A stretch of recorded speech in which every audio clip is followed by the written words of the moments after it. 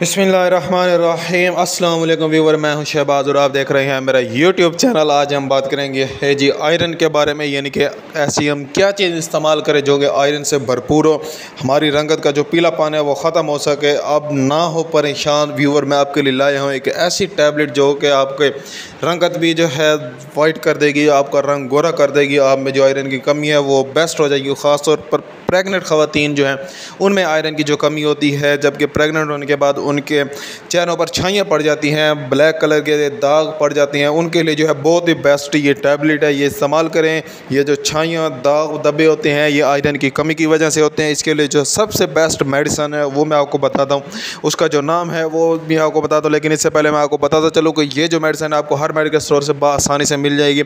इसका जो नाम है वो है जी बिसलेरी टैबलेट, यानी कि आप बिसलेरी टैबलेट लें, एक गोली सुबह और एक शाम को चूसनी है।